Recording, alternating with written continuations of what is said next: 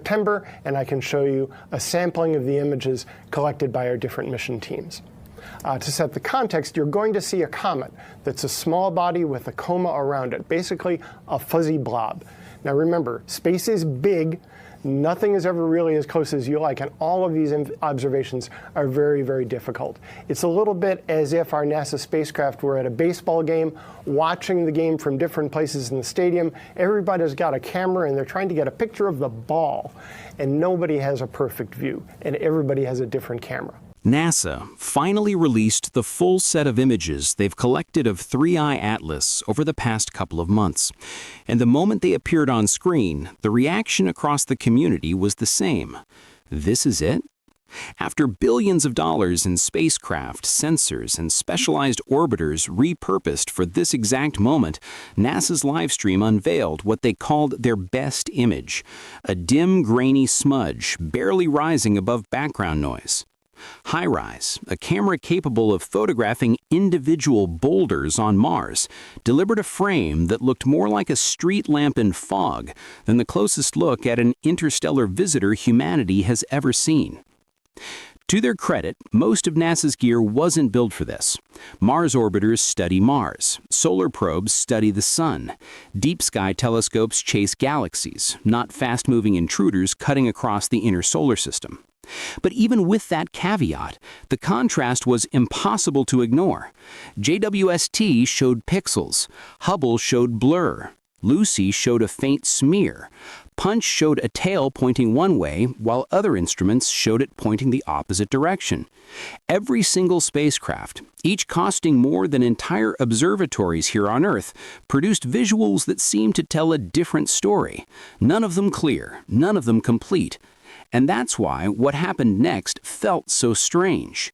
Because while NASA's armada of spacecraft struggled to capture a coherent picture, amateur astronomers, on Earth, working with $5,000 to $30,000 setups in backyards and observatories, were producing crisp, consistent images showing multiple jets, a stable tail, and a coma structure evolving exactly as expected.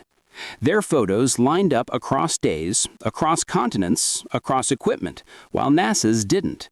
That discrepancy, more than anything NASA said or didn't say in their live stream, is what set off alarms. If these are truly the best images the most powerful space agency on Earth can produce, then we need to start asking the obvious question: what exactly aren't we being shown? The first discrepancy wasn't hidden in chemistry or composition, it was hiding in plain sight, inside the contradictions of the data itself. NASA's spacecraft disagreed with one another in ways that defied simple physical explanations. A sunward-pushed coma in one image, an anti-sunward tail in another.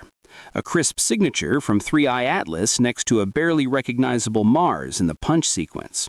A bright pixel from HiRISE interpreted as a nucleus 20 kilometers wide, yet surrounding imagery too diffuse to confirm anything about its shape or structure. From MAVEN to Lucy to Hubble, no two data sets painted the same picture. Meanwhile, amateurs with modest gear captured the object behaving consistently night after night.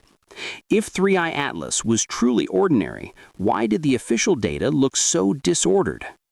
This inconsistency became even more unsettling when viewed through the lens of Avi Loeb's critique.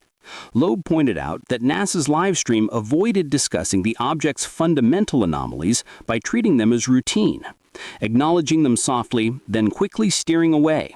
It wasn't that NASA denied the brightness fluctuations, the unusual tail geometries, or the hints of odd composition. They simply refused to dwell on them. Each question that touched the edges of something unexpected was met with careful reassurance, followed by a pivot back to standard comet behavior. In Loeb's words, the obvious facts were the very ones being smoothed over. But the anomalies themselves were hard to ignore.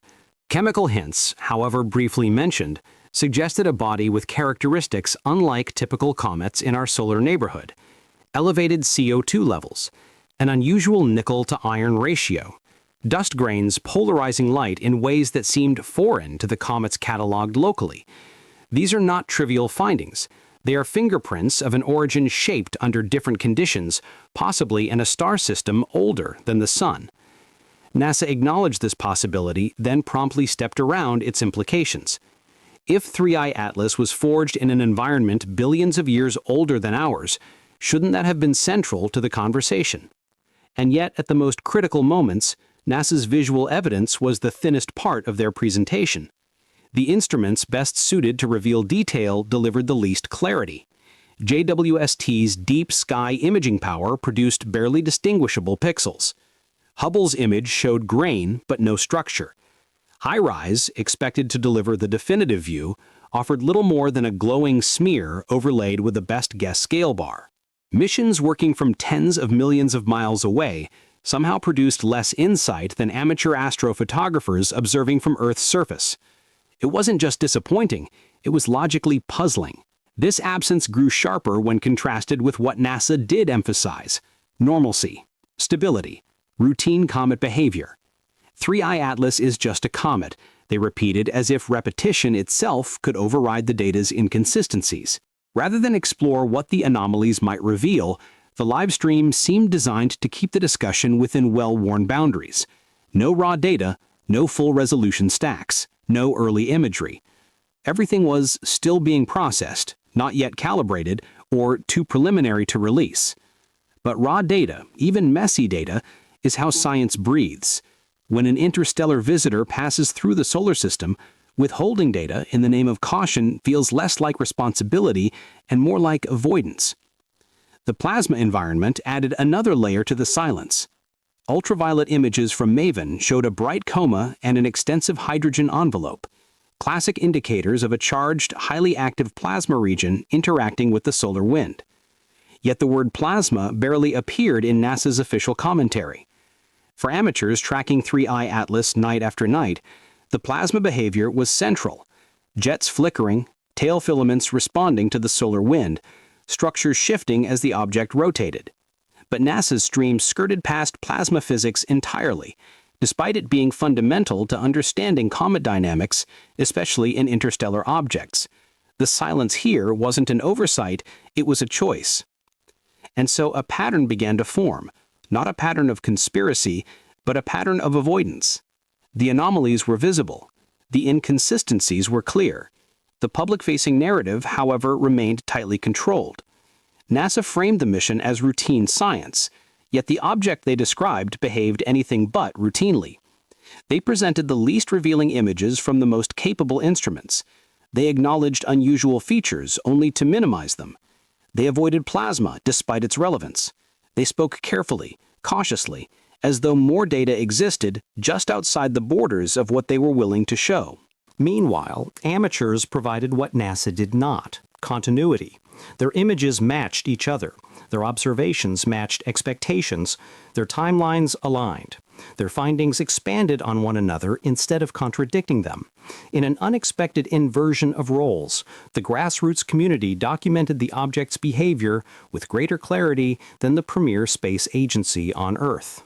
And that inversion, the fact that the simplest observations came from outside the institution with the greatest capability, became its own kind of anomaly. By the time the object passed perihelion and began its outward drift, the question had shifted. No longer was the mystery solely about the nature of 3I Atlas itself. It became a question about the communication surrounding it. Why did NASA's data disagree with NASA's other data? Why did amateurs see jets and tail structures NASA did not? Why were chemical irregularities brushed aside? Why was plasma left unmentioned? Why was so much absent from the live stream, and why did the silence feel so carefully maintained? Perhaps NASA simply wanted to avoid misinterpretation. Perhaps the data truly was too noisy to release. Perhaps the anomalies, once fully analyzed, will prove benign. But the public doesn't judge intentions, it judges patterns. And the pattern here, contradictions, omissions, caution, deflection, left a vacuum where clarity should have been. Into that vacuum came speculation, curiosity, and a growing sense that the story of 3I Atlas is larger than the one presented officially. In the end, the object itself is now fading into the background of the solar system, shrinking into the darkness, carrying whatever secrets it brought from its ancient birthplace. But the questions it raised remain brightly lit. They linger in the mismatched images, in the quietly dropped details, in the plasma glow, in the jets amateurs tracked with ease, and in the carefully curated calm of NASA's live stream. And if the most deceptive facts are the ones that appear obvious, then the anomalies of 3I Atlas deserve a much closer, much more transparent look than they've been given so far.